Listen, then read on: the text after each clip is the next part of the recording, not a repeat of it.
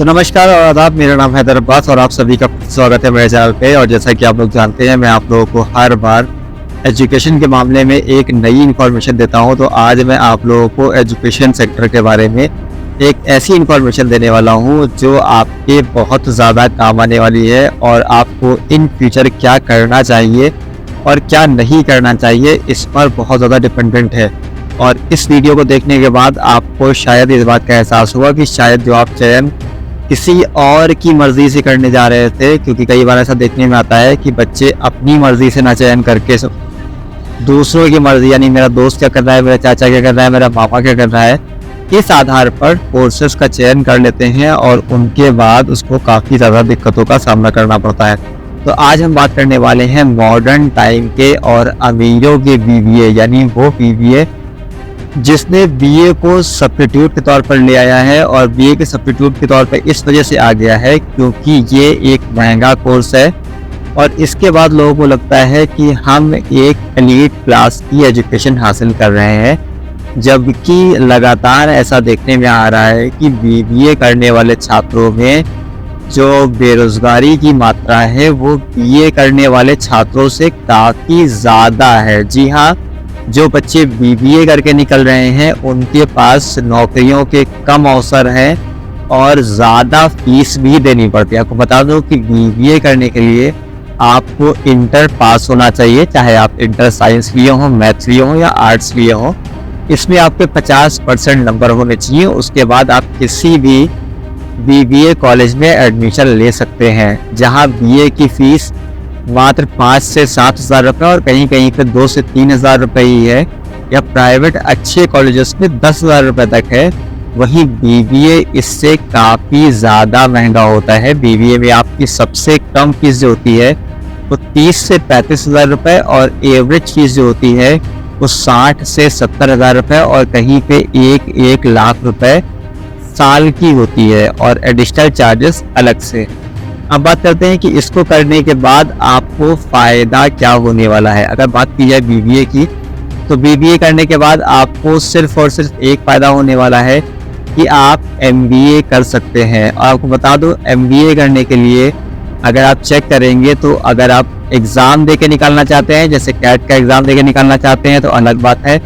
उसमें भी आपको सिंपल ग्रेजुएशन होनी चाहिए जिसमें आपको बीए, बीएससी, बीकॉम सभी चीज़ें मान्य हैं। यानी अगर आप चाहें तो आराम से बिना किसी दिक्कत के बीए करने के बाद भी एमबीए कर सकते हैं। बात की जाए अगर बीबीए करने के बाद कितनी सैलरी मिलती है, तो अगर लगातार देखा जा रहा है कि बीबीए करने के बाद लोगों को पहली बात तो नौकरी नहीं मिल रही है, और अगर नौकरी मिल भी रही है तो वो सेम क्लास की मिल रही है जो नॉर्मली बीए बीएससी करने वालों को मिलती है। यानी वही स्टोर मैनेजर, फ्लोर मैनेजर, जैसे कि आप आजकल जानते ही हैं प्राइवेट कंपनीज ने हर चीज़ को एक मैनेजर बना दिया है। यानी अगर आप गेट पर खड़े हैं तो गेट मैनेजर, आप डेस्क पर बैठे हैं तो डेस्क मैनेजर, आप फ्लोर पर बैठे हैं तो फ्लोर मैनेजर, आप रैक देखते हैं तो रैक मैनेजर। यानी अब कोई भी वहाँ क्लर्क नहीं है, कोई भी वहाँ ग्राउंड स्टाफ नहीं है, कोई भी वहाँ चपरासी नहीं है, कोई भी वहाँ गेटमैन नहीं है, सब के सब मैनेजर हैं और सबको इज्जत मिलती है। इस वजह से लोग बीबीए की तरफ ज़्यादा रुख कर रहे हैं। बीबीए करने के बाद ये भी देखने में आया कि कई लोग जोमेटो और स्विगी जैसे कंपनीज में डिलीवरी कर रहे हैं। वैसे तो ये कोई गलत बात नहीं है, लेकिन उसके बाद अगर आप इतना पैसा लगाने के बाद आपको यही करना था तो आप बीबीए के साथ अलावा बीए का भी चयन कर सकते थे। बात करते हैं कि बीबीए में पढ़ाया क्या था, तो बीबीए का जो मेन फोकस होता है वो होता है एजुकेशन सेक्टर में या जो भी व्यवसाय परख कोर्स सेक्टर है उनको आपको कैसे मैनेज करना है।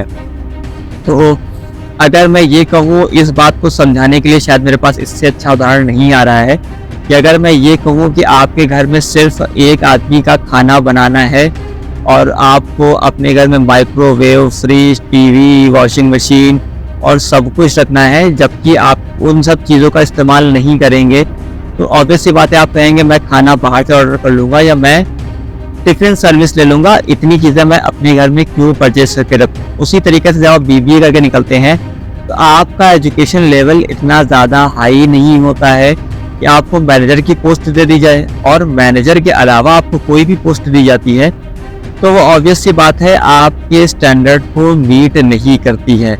इसके बाद बात करते हैं कि कोर्सेस में स्कॉलरशिप का। तो स्कॉलरशिप नॉर्मली जैसे गवर्नमेंट्स के द्वारा दी जाती है वो सभी को मिल जाती है, उसमें कोई इश्यूज नहीं आते हैं, चाहे आप गवर्नमेंट यूनिवर्सिटी से पढ़ें, प्राइवेट यूनिवर्सिटी से पढ़ें, गवर्नमेंट कॉलेज से पढ़ें या प्राइवेट कॉलेज से पढ़ें। पर इस वक्त मेरा सजेशन ये है कि आप बिल्कुल भी बीबीए का चयन ना करें।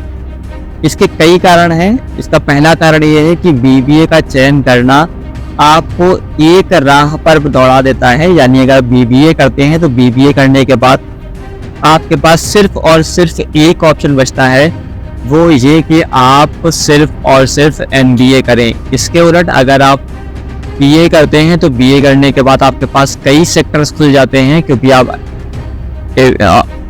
कई ऐसे ऑप्शन खुल जाते हैं जिसमें बीए मांगा जाता है नॉर्मली। और आप ये भी देखेंगे अगर आप गवर्नमेंट जॉब सर्च करेंगे तो वहाँ पर आपको कहीं पर भी, जो आप आज के टाइम पे युवाओं की पहली पसंद है गवर्नमेंट जॉब, उसमें 99.99% किसी भी सेक्टर में बीबीए नहीं मांगा जाता है। अगर 100 में से एक पोस्ट के लिए मांग भी लिया जाता है तो ये मान के चलें उसमें एक पोस्ट के लिए 10 लाख कैंडिडेट आ जाएंगे, क्योंकि इस टाइम बीबीए काफी ज्यादा चलन में है।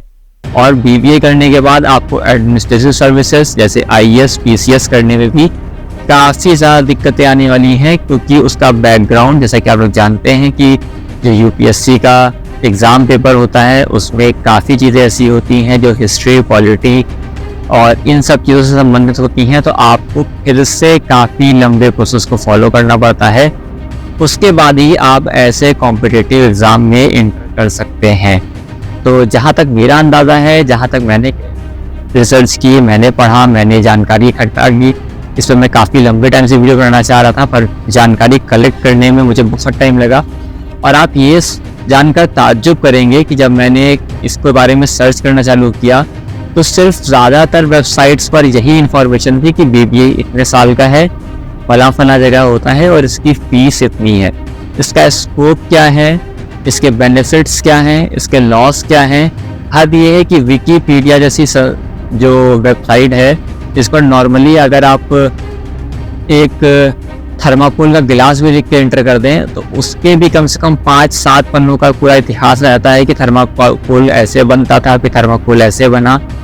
काफ़ी लंबा इतिहास आता है। पर बीबीए में आप जानकर ताज्जुब करेंगे कि बीबीए के बारे में सिर्फ 5 से 8 लाइन थी। यानी खुद विकीपीडिया को भी इसके बारे में कुछ नहीं पता है। तो जिस कोर्स के बारे में किसी को कुछ नहीं पता है, कोई अभी इसको समझ नहीं पा रहा है, तो मेरा सजेशन आप लोग को रहेगा इतने महंगे कोर्स करने से बेहतर है कि आप नॉर्मल बीए, बीएससी, बीकॉम में इनरोल कराएं, क्योंकि इसके बाद आपके पास काफ़ी अच्छे अवसर गवर्नमेंट जॉब में और प्राइवेट जॉब में दोनों में जाने के लिए रहते हैं। और ये फाइनेंशियली भी काफ़ी आपको हेल्प करते हैं। अगर ये पैसा आप बचा लेंगे तो वो पैसा आपके काम ही आने वाला है या आपके परिवार के काम ही आने वाला है। तो बेहतर है ऐसे कोर्सेज का चयन करें जिसमें आपकी रुचि हो। सिर्फ इस वजह से कि मेरा दोस्त कर रहा है, सिर्फ इस वजह से मेरे चाचा का लड़का कर रहा है, सिर्फ इस वजह से कि मेरे मामा का भतीजा कर रहा है, इस वजह से किसी भी कोर्स में एनरोल ना कराएं। आगे कोई भी जानकारी चाहते हैं तो हमारे साथ बने रहें। नए नए कोर्सेज के बारे में क्या फ़ायदे हैं, क्या नुकसान है, हम आपको इन्फॉर्मेशन देते रहेंगे। धन्यवाद। खुदा हाफिज़।